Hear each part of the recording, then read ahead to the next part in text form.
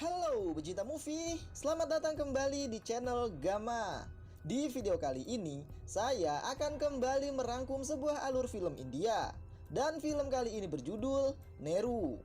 Film India berbahasa Malayalam yang dibintangi oleh aktor utama Mohanlal dan dirilis pada Desember 2023. Di mana film ini menceritakan tentang seorang pengacara yang berjuang mencari keadilan untuk seorang gadis buta yang diperkaos oleh anak konglomerat.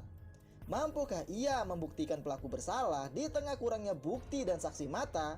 Selamat menonton!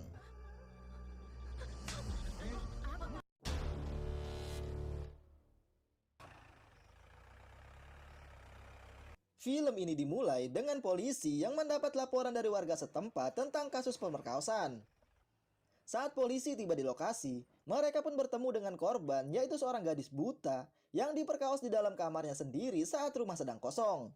Karena hari itu, orang tua dari sang gadis sedang pergi ke acara pernikahan, sementara perawat korban pergi ke bank untuk mengajukan pinjaman uang. Korban pun lalu dibawa ke rumah sakit untuk diperiksa. Gadis buta atau korban tersebut bernama Sarah. Setelah diperiksa, dokter memberitahukan polisi penyidik yaitu Inspektur Varghese jika memang ada kontak karena ada luka memar di dinding vagina, tetapi tidak ditemukan sperma. Kemudian Sarah dibawa ke kantor perlindungan wanita untuk menjelaskan kronologinya, di mana Sarah memberitahukan jika hari itu setelah orang tua dan perawatnya pergi, ia pun pergi mandi. Dan ketika keluar dari kamar mandi, ia merasakan kehadiran seseorang di dalam kamar yang langsung menyerangnya. Kasus ini pun mulai diselidiki, namun polisi memiliki kendala dalam menemukan pelaku karena korban yang buta dan tidak bisa mengidentifikasi pelaku. Akan tetapi esok paginya Varghese kembali ke rumah Sarah, di mana ayah Sarah yaitu Muha menunjukkan patung dan wajah pelaku yang dibuat oleh Sarah. Varghese bertanya apakah benar Sarah yang membuat ini. Ayah Sarah mengatakan jika benar patung tersebut dibuat oleh Sarah, karena Sarah adalah seorang pematung. Sarah mempelajari seni membuat patung sebelum ia kehilangan penglihatannya ketika berumur 12 tahun. Namun Varghese yang bingung bertanya bagaimana Sarah membuat wajah pelaku tanpa pernah melihatnya. Sarah menjelaskan saat pelaku menyerangnya, ia mengamati wajah pelaku dengan menyentuh wajahnya menggunakan jari, dan hanya dengan menyentuh wajah dan mendengar suara, ia bisa membuat sketsa wajah dari orang tersebut. Ayah Sarah mengatakan jika mereka mencurigai seseorang, karena satu hari sebelum kejadian, seorang remaja pria yang mirip patung ini datang ke rumah mereka menanyakan alamat dari tetangga mereka yaitu Vinod. Varghese pun langsung pergi ke rumah Vinod dan menanyakan siapa remaja tersebut. Vinod mengatakan jika pria itu adalah teman kuliahnya dari luar kota yang bernama Michael. Dan Michael datang untuk mengundang Vinod ke acara pernikahannya nanti. Hari itu juga polisi langsung menangkap Michael di bandara dan membawanya ke kantor polisi. Dan di kantor, Sarah pun berhasil mengidentifikasi wajah pelaku yang memperkaosnya, yaitu Michael dengan menyentuh wajahnya.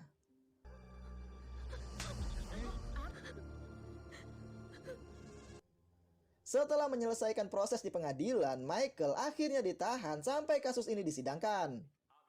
Michael adalah putra dari seorang pengusaha kaya raya yang tinggal di Mumbai dan pemilik dari perusahaan transportasi terbesar yaitu CJ Group. Orang tua Michael pun langsung terbang ke kota Kerala dan menemui putranya di penjara. Ayah Michael terlihat sangat marah kepada putranya, apalagi sebentar lagi Michael akan menikah. Tetapi Michael tidak peduli dan pergi meninggalkan orang tuanya.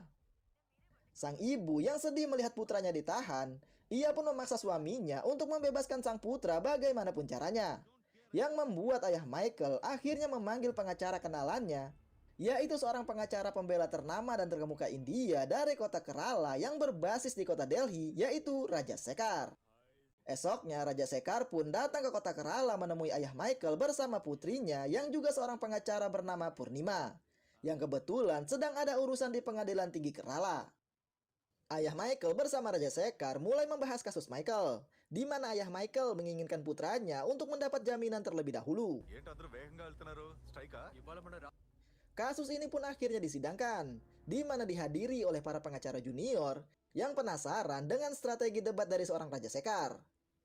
Dengan kemampuan dan pengalaman Raja Shekhar di banyak persidangan, ditambah tidak ada bukti kuat, seperti tidak ditemukan bekas sperma, kemudian tidak ada luka yang ditemukan dalam sertifikat luka, juga tidak ada sidik jari, dan satu-satunya bukti yang menjadikan kliennya tersangka adalah patung wajah yang dibuat oleh seorang gadis yang buta, yang dianggap kurang kredibel sebagai bukti oleh Raja Sekar. Dan karena tidak ada bukti material yang menghubungkan terdakwa yaitu Michael dengan kejahatan ini, pengadilan pun akhirnya memberikan jaminan kepada Michael, yang membuat Sarah dan orang tuanya merasa kecewa. Namun ayah Sarah mengatakan pada Sarah jika kasusnya masih berlanjut dan mereka akan terus berjuang. Sementara di tempat lain, Raja Sekar meminta Michael untuk menceritakan apa yang terjadi sebenarnya secara detail. Kemudian Raja Sekar pun menceritakan kembali kepada putrinya tentang apa yang dilakukan Michael, yang membuat Purnima terkejut dan mengatakan kalau Michael terlahir sebagai penjahat, dan orang seperti Michael harusnya dibunuh di tempat. Namun sebagai seorang pengacara, Raja Sekar mengatakan kalau mereka tetap harus membela kliennya.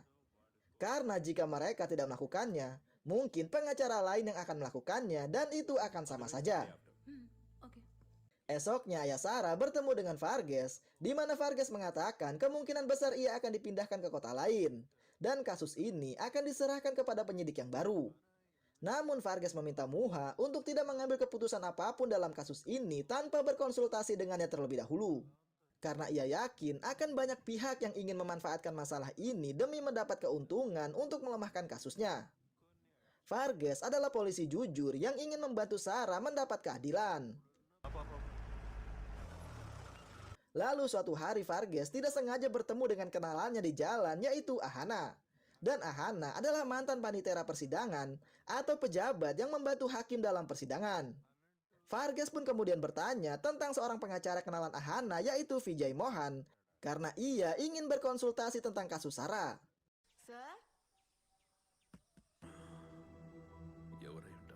Esoknya Ahana bersama Vargas menemui Vijay Mohan di kediamannya. Mohan adalah seorang pengacara tetapi sudah tahunan tidak melakukan praktek. Ahana kemudian memperkenalkan Vargas pada Mohan. Lalu Ahana bertanya apakah Mohan mengetahui tentang kasus dari media baru-baru ini, yaitu seorang gadis buta yang diperkaos oleh putra pemilik CJ Group. Dan Mohan ternyata tahu.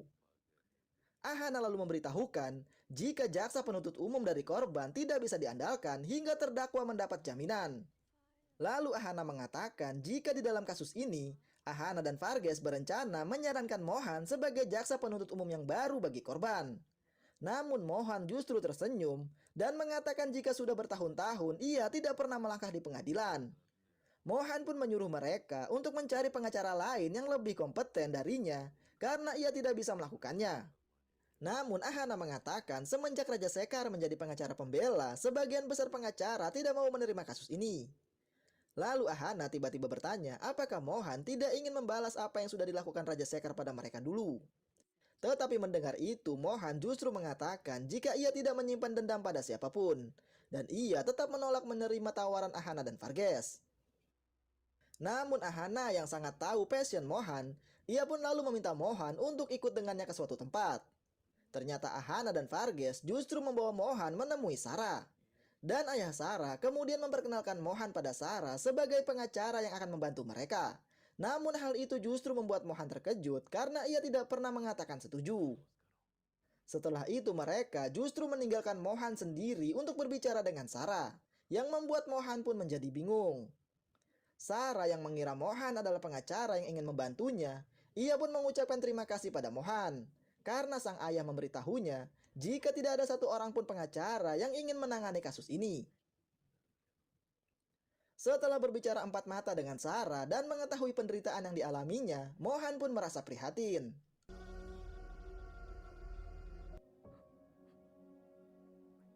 Dan saat pulang dari sana, Mohan mengatakan kalau ia akan mengambil kasus ini. Esoknya saat ayah Sarah kembali bertemu Ahana dan Vargas, ia pun memberitahukan kekhawatirannya karena Mohan sudah lama tidak menghadiri sidang. Namun Vargas mengatakan, walaupun sudah bertahun-tahun Mohan tidak kembali ke persidangan, tetapi ia sangat berpengetahuan di bidang hukum. Justru hingga kini, dalam beberapa kasus pidana penting, Mohanlah yang menulis catatan argumen untuk pengacara. Bahkan pengacara senior pun menghubunginya untuk meminta nasihat dalam perkara kasus yang rumit. Mengetahui itu, ayah Sarah lalu bertanya mengapa Mohan berhenti dari pekerjaannya. Amanah pun akhirnya memberitahukan kejadian yang terjadi beberapa tahun lalu pada Muha, di mana saat itu Raja Sekar adalah pengacara senior yang memiliki karir yang bagus dan mengkhususkan diri dalam kasus pidana.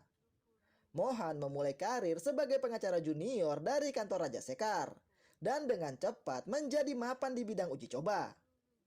Dan di sekitaran waktu itu, putri Raja Sekar yaitu Purnima bergabung di kantor ayahnya sebagai pengacara junior.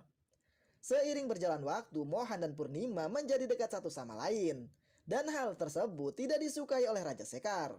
Ditambah Raja Sekar mulai tidak menyukai perkembangan karir Mohan. Dan pada masa itu, Ahana diterima sebagai panitera sidang di pengadilan setelah lulus ujian pemerintah. Lalu pada suatu kasus, Mohan meminjam sebuah dokumen pengadilan darinya dan ia berjanji akan mengembalikannya pada keesokan harinya. Sesuai peraturan, Ahana sebenarnya tidak diperbolehkan memberikannya pada siapapun. Tetapi terkadang mereka membantu pengacara tertentu yang mereka percayai seperti contohnya Mohan. Namun entah bagaimana dokumen tersebut hilang dari Mohan dan hal ini menjadi masalah besar, yang membuat pengadilan pun memutuskan menangguhkan Mohan dari Dewan Pengacara selama 5 tahun. Bersamaan dengan itu, Ahana juga kehilangan pekerjaannya. Tetapi setelah itu, mereka pun mengetahui bahwa Raja Sekarlah dalang dibalik hilangnya dokumen dan yang melaporkan mereka. Kemudian Raja Sekar menikahkan putrinya dengan seorang pengacara Mahkamah Agung. Setelah penangguhannya selesai, Mohan sebenarnya kembali menjadi praktisi hukum. Tetapi karena Mohan dianggap bisa menjadi ancaman jika kembali, Dewan Pengacara pun bergabung untuk menekannya. Dan karena itulah ia memilih untuk mundur dari profesinya sebagai pengacara. Malamnya saat Mohan sedang memberikan saran lewat telepon, ia pun terkejut melihat berita di TV di mana Raja Sekar menjawab pertanyaan wartawan tentang kasus Sarah. Dan Raja Sekar mengatakan jika kasus ini adalah upaya dari keluarga korban untuk mendapatkan uang dengan memfitnah kliennya yang diketahui putra seorang konglomerat. Melihat wawancara Raja Sekar membuat Mohan pun semakin termotivasi untuk membela Sarah di pengadilan. Mohan pun lalu mulai mempelajari kasus ini dengan menanyakan bukti langsung dari Varghese, juga kronologi kejadian dari Sarah. Kemudian ia pun memeriksa ulang rumah Sarah dan beberapa saksi. Di mana dari bukti langsung Varghese memberitahukan jika ada kandungan zat kimia yang ditemukan di dinding vagina. Dan bahan kimia yang sama dari sebuah alat pengaman juga ditemukan di dompet terdakwa atau Michael. Tetapi tidak ada sidik jari yang ditemukan. Dan 1 hari sebelum kejadian, terdakwa menginap di rumah tetangga Sarah yaitu Vinod.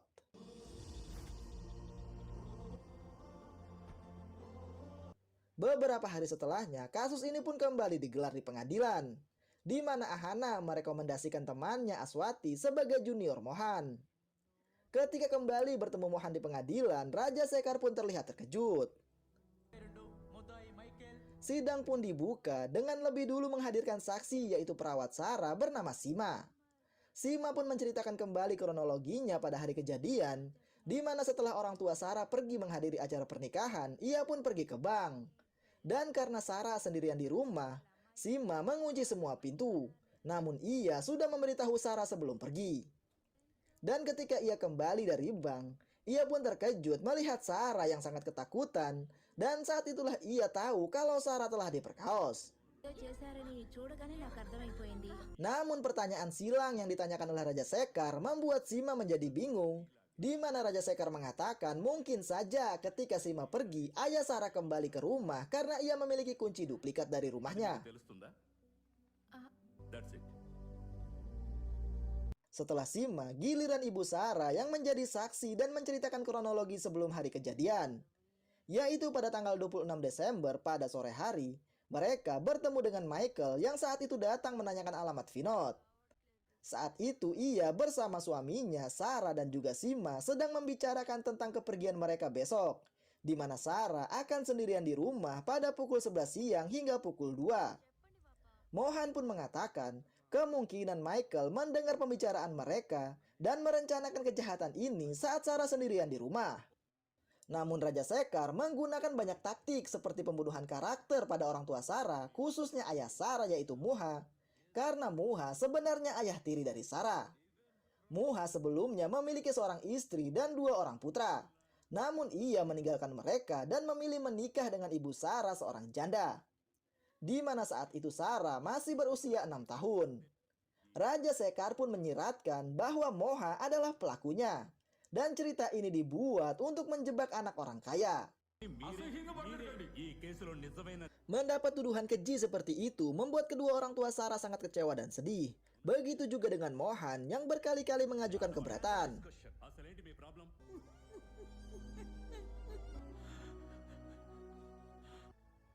Pada persidangan selanjutnya, Sarah pun dihadirkan sebagai korban. Dan Sarah menceritakan kembali kejadian pada hari itu, di mana sehabis mandi ada seseorang yang menyerangnya dan membawanya ke kamar tidur. Kemudian pelaku mengancam jika Sarah berteriak, maka pelaku akan menyayat leher Sarah. Karena sudah tidak bisa melawan, tetapi Sarah yang ingin tahu siapa pelakunya, ia pun terpaksa menyentuh wajah pelaku, kemudian membuat patung wajahnya. Sarah mempelajari cara membuat patung ketika masih kecil sebelum buta dari ayahnya, yaitu Muha. Karena Muha adalah seorang pematung yang handal. Tetapi fakta tersebut akhirnya digunakan oleh Raja Sekar untuk menyerang argumen Sarah, di mana Raja Sekar mengatakan jika bukan Sarah yang membuat patung tersebut, tetapi Muha, karena Muha juga seorang pematung.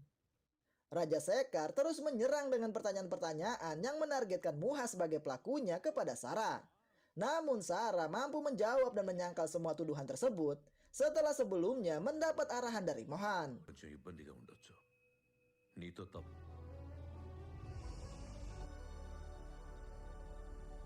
Tetapi pada persidangan selanjutnya, saat Vinod dihadirkan sebagai saksi dari Mohan, Vinod justru mengubah kesaksiannya dan cenderung mendukung terdakwa. Dengan mengatakan jika pada tanggal 27 pagi atau pada hari kejadian, sebelum ia berangkat ke gereja bersama keluarganya untuk menghadiri festival, Michael sudah pergi dari rumahnya. Dan kesaksian Vinod bisa menjadi bukti jika Michael tidak berada di lokasi pada saat kejadian. Ditambah saat Michael diinterogasi oleh hakim, ia mengatakan kalau pada tanggal 27 atau pada hari kejadian seperti yang disebutkan, ia dari pagi-pagi sekali sudah meninggalkan rumah Vinod untuk menghadiri acara pesta yang dibuat oleh teman-temannya di kota Kantalur. Setelah itu ia ditangkap saat tiba di bandara keesokan harinya. Michael mengatakan kalau ia tidak bersalah, dan ia memiliki bukti dan saksi yang bisa membuktikan kesaksiannya.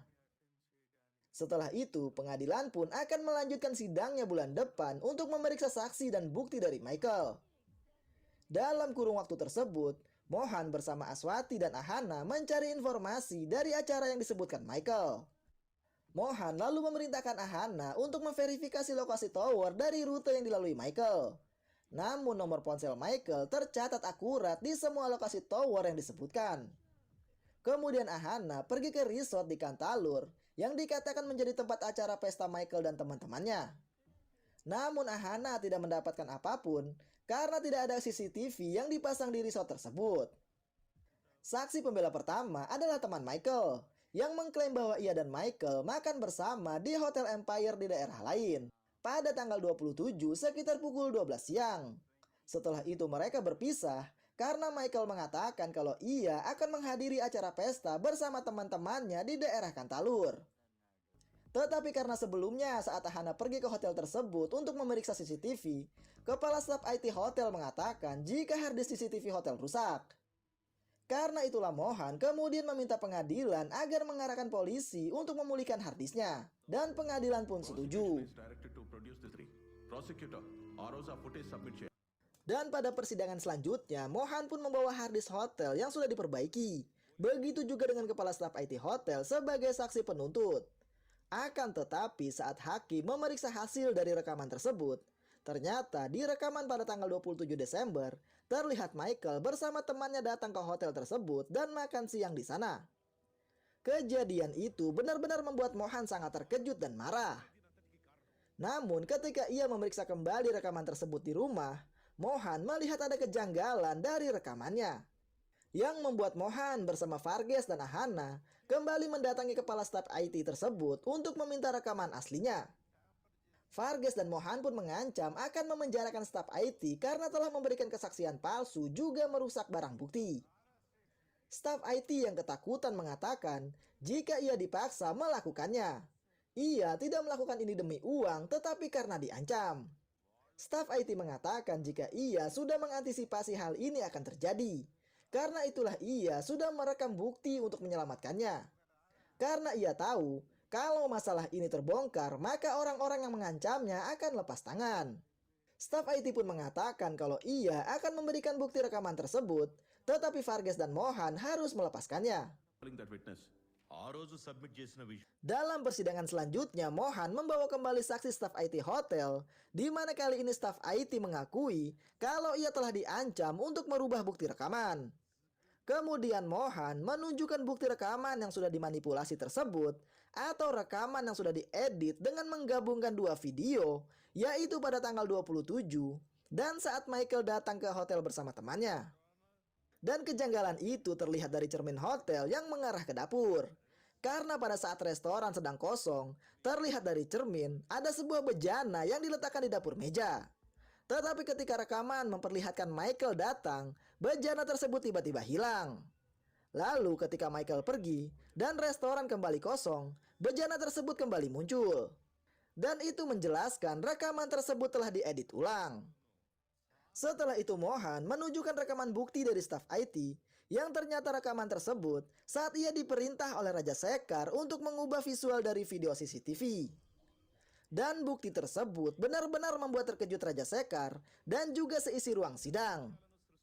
Dengan bukti tersebut, Mohan memohon pada pengadilan untuk mengambil tindakan yang tepat melawan pengacara pembela atau Raja Sekar. Majelis hakim pun merekomendasikan penyelidikan polisi terhadap Raja Sekar dan akan melanjutkan sidang pada bulan depan dengan memeriksa saksi lain, yaitu teman-teman Michael yang menghadiri acara pesta di Cantalur. Kasus ini pun menjadi viral di India, di mana media mulai membicarakan kasus ini dan mulai memojokkan pihak Raja Sekar yang dianggap sebagai pengacara kriminal karena terlibat menciptakan bukti-bukti palsu demi menyelamatkan tersangka, yang membuat nama baik Raja Sekar sebagai pengacara menjadi buruk. Sidang pun kembali digelar. Namun karena Raja Sekar masih diselidiki, kasus ini pun diberikan kepada putrinya yaitu Purnima. Tetapi Raja Sekar masih hadir di pengadilan mendampingi putrinya. Purnima lalu menghadirkan saksi mereka yaitu keempat teman Michael yang datang ke acara pesta di sebuah resort. Di mana keempat teman Michael dengan sangat yakin memberitahukan dan mengingat semua detail dari waktu mereka datang satu persatu, yaitu pada tanggal 27, lalu kapan Michael tiba di sana, dan kapan waktu acara mereka selesai, juga waktu mereka check out bersama-sama dari resort tersebut. Dan pernyataan itu pun diperkuat dengan saksi lain yaitu pemilik resort yang mengatakan melihat Michael bersama teman-temannya menginap di resortnya pada tanggal 27, kemudian check out pada keesokan harinya. Namun Mohan mematahkan semua kesaksian mereka dengan metode interogasinya, yaitu menanyai mereka satu persatu, sementara ketiga lainnya menunggu di ruangan lain agar tidak mendengar pertanyaan yang akan ditanyakan. Ternyata pertanyaan Mohan sangat simpel. Yang pertama, apa mobil yang dibawa oleh Michael dan warna apa? Semuanya menjawab dengan yakin yaitu mobil Honda Civic warna biru. Namun ketika Mohan bertanya pakaian apa yang dipakai Michael saat itu, mereka semua pun terdiam dan mengatakan tidak mengingatnya. Namun saat Mohan bertanya, bagaimana mereka bisa lupa, sedangkan mereka mengingat semua kronologi bahkan waktunya pada saat itu, yang membuat mereka pun menjadi panik dan bingung. Mohan pun mengatakan pada hakim kalau keempat saksi ini telah memberikan kesaksian palsu, karena Michael sebenarnya tidak pernah datang ke sana pada tanggal 27 Desember. Ditambah mobil yang disebutkan para saksi pada tanggal 27 memang melewati rute-rute menuju resort. Akan tetapi bukan Michael yang mengendarai mobil tersebut, melainkan supirnya yaitu Robin.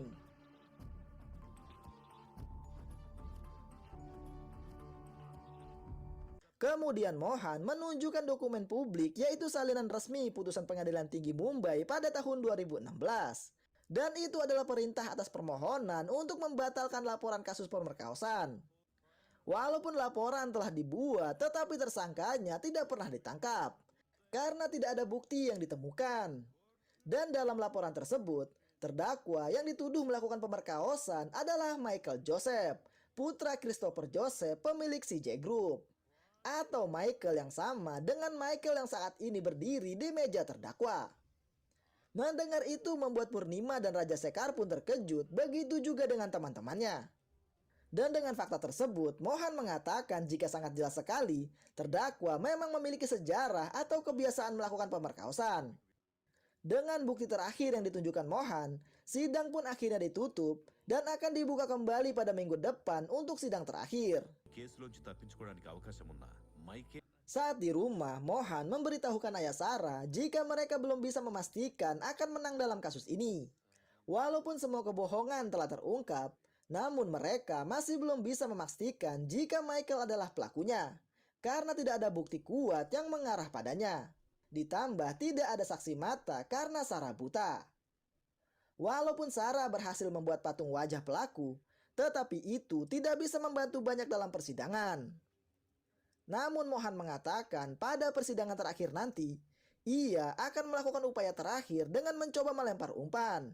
Sisanya ia serahkan kepada takdir apakah mereka menggigit umpannya atau tidak. Mr. Prosecutor, what do you have to say? Persidangan terakhir akhirnya digelar, di mana Sarah juga datang untuk mendengarkan keputusan hakim. Namun sebelum itu Mohan memberitahukan asumsi dugaan kronologinya, yaitu pada tanggal 26, terdakwa datang ke rumah korban untuk menanyakan alamat. Saat itu terdakwa mengetahui gadis buta yang ia temui akan sendirian di rumah esok siang. Karena itulah ia memutuskan menginap di rumah temannya dan merencanakan semua ini. Malam harinya ia menghubungi supirnya untuk datang ke alamat yang ia berikan esok pagi dengan membawa mobil. Kemudian paginya, setelah temannya bersama keluarganya pergi ke gereja, supirnya pun tiba di sana. Terdakwa kemudian memberikan teleponnya kepada sang supir, kemudian ia menyuruh supirnya untuk pergi ke resort di daerah Kantalur dengan membawa mobil terdakwa. Lalu saat orang tua korban dan perawatnya keluar dari rumah, terdakwa sudah menunggu di depan rumah korban. Kemudian ia masuk melalui halaman belakang rumah dan naik ke teras atas untuk masuk ke dalam rumah, lalu ia masuk ke dalam kamar korban. Saat melihat korban masuk ke dalam kamar mandi, terdakwa pun melepas semua pakaiannya dan mengeluarkan alat pengaman. Lalu saat korban keluar dari kamar mandi, terdakwa pun langsung menyerang dan mengancam akan membunuh korban. Korban yang sudah tidak berdaya dan tidak bisa melawan, memilih menyentuh wajah terdakwa dan menggunakan keahliannya untuk mengidentifikasi terdakwa. Kemudian dengan keahliannya tersebut, ia berhasil membuat patung wajah pelaku dari sentuhan jari dan ingatan suara terdakwa. Dengan bukti-bukti yang dimiliki, Mohan meminta pada hakim untuk memberikan hukuman maksimal sesuai dengan KUHP India. Setelah itu Purnima memberikan pembelaan terhadap terdakwa jika pengadilan membutuhkan bukti kuat untuk menyatakan terdakwa bersalah. Di mana dalam kasus ini tidak ada bukti kuat yang menyatakan terdakwa melakukan kejahatan tersebut. Dan satu-satunya yang menjadikan Michael sebagai tersangka adalah patung yang dibuat oleh gadis buta. Mereka harus mempertimbangkan kemungkinan yang membuat patung tersebut adalah Muha, karena ia adalah seorang pematung handal dari kesaksiannya sendiri. Sementara hingga kini, tidak ada bukti yang membuktikan jika korban adalah seorang seniman patung. Mendengar argumen tersebut, Mohan langsung mengatakan kalau korban adalah seniman patung yang handal. Dan jika diizinkan, Mohan meminta agar hakim memberikan kesempatan yang adil agar korban menunjukkan keahliannya. Mendengar itu Purnima pun menjadi panik dan menolak permintaan Mohan. Ternyata itu adalah umpan yang dilempar Mohan dan digigit oleh Purnima. Hakim pun menerima permintaan Mohan dan bertanya bagaimana cara mendemonstrasikannya. Mohan mengatakan akan memilih seseorang yang hadir di dalam ruang sidang, lalu korban akan menyentuh wajah orang tersebut untuk mengamatinya, kemudian membuat patung wajahnya. Purnima lalu meminta pengajuan agar mereka yang diizinkan memilih orang tersebut. Dan proses ini harus dilakukan di ruang tertutup seperti kejadian yang dilaporkan korban. Dan juga waktu saat menyentuh wajah harus ditetapkan yaitu hanya 5 menit. Dan hakim pun setuju. Ternyata orang yang dipilih adalah Raja Sekar. Di mana saat Sarah menyentuh wajahnya untuk mengidentifikasi, Raja Sekar pun mempermainkan emosi Sarah dengan berbicara buruk tentang orang tuanya, demi mengacaukan fokus Sarah dalam mengamati.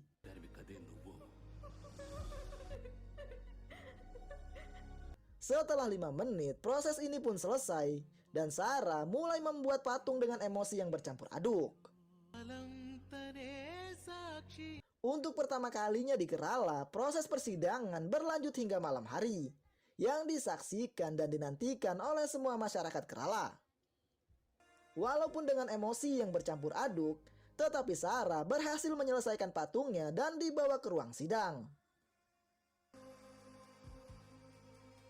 Saat melihat hasil patung yang dibuat Sarah, hakim pun terkejut dan memanggil Raja Sekar untuk berdiri di samping patung.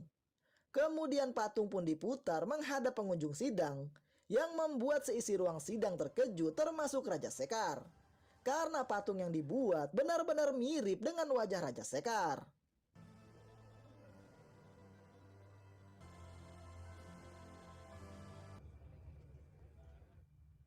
Esoknya putusan pun dibacakan, di mana dengan berdasarkan bukti-bukti dan sifat kejahatan, pengadilan menjatuhi hukuman penjara seumur hidup kepada Michael dengan denda 400 juta berdasarkan pasal yang berlaku di India. Persidangan pun akhirnya ditutup dengan kemenangan Mohan dan keadilan untuk Sarah. Sebelum meninggalkan ruang sidang, Raja Sekar dan Purnima mengucapkan selamat pada Mohan dan disusul oleh pengacara-pengacara lain. Setelah itu ayah Sarah mengucapkan terima kasih pada Mohan. Kemudian Sarah menyentuh wajah Mohan dan berterima kasih.